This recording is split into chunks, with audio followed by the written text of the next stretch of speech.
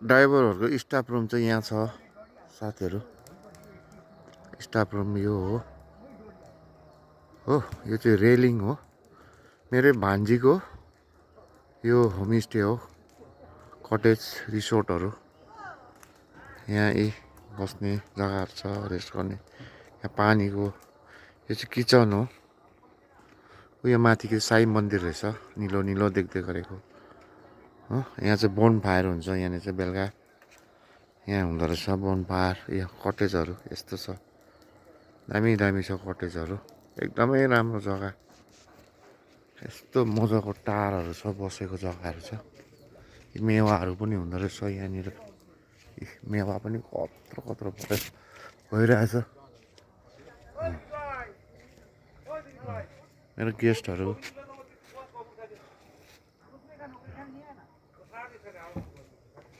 यस्तो छ, एकदम राम्रो राम्रो छ। नातिले गाडी धुँदैछ, नाति केटा यता हो।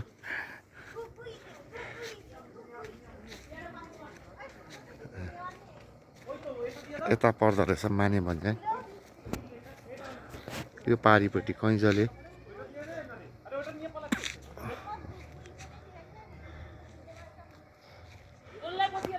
अनि मेरो गाडीहरू यस्तो हेरि नसक्ने थियो हिजो, अस्तिको दिनको बिहाले, हिजोको बिहाले। आज म बिहानै गएर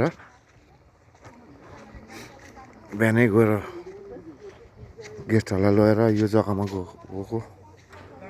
मेरो विल क्याप पनि बेलुका कहाँ झरेछ, ओह्रालोमा डिस्कनेक्ट भइरहेछ एउटा, एउटापट्टिको छैन, झरेछ। अब किन्नु पनि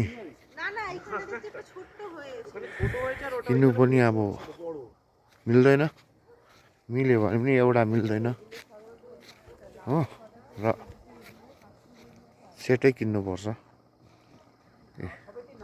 हो त्यही राम्रो जग्गा छ। जति पनि साथीभाइहरू आउनुहुन्छ घुम्नु डुल्नु एकदम राम्रो छ यहाँनिर। यस्तो राम्रो छ जग्गा। मेरो गेस्टहरू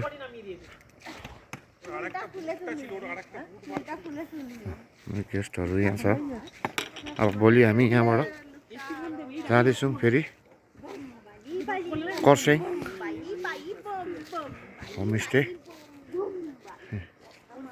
गाउँहरू पनि छ यहाँ माथि, यो गेट हो गाडी जाने। राम्रो जग्गाहरू छ। तपाईँहरू आउनुभयो भने चाहिँ तपाईँहरू एकदम राम्रो जग्गा छ। यहाँ घुम्नुहोस्, डुल्नु आउनुहोस्। यहाँको अर्ग्यानिक आलु पनि हुँदो रहेछ, सागहरू पनि अर्ग्यानिक। दामी दामी चाहिँ जग्गाहरू यहाँ। बेलुका यसो बसेर रमिता गर्ने जग्गाहरू, कटेजहरू हेर्नुहोस् चाहिँ यति राम्रो राम्रो छ कटेजहरू। यो चाहिँ पछाडिको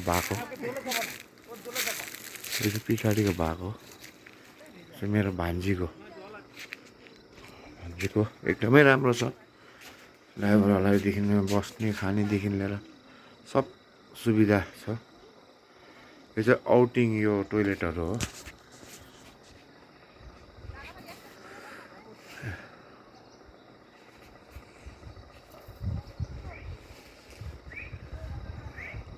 लामाहट्टा अनि देख्दैछ, लामाहट्टा चाहिँ यो माथिको गाउँ हो, यो डाँडा देखेको।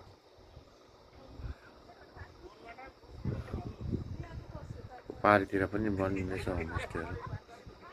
ऊ माथि गुम्बा देख्दैछ।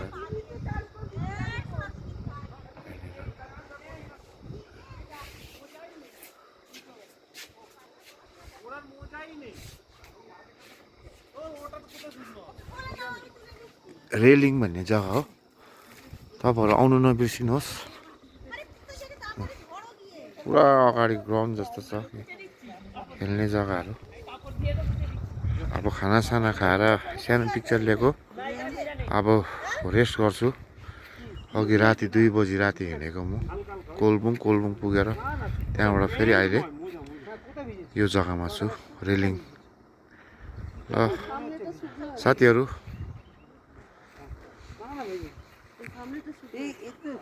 राखेँ अहिलेलाई यति नै है।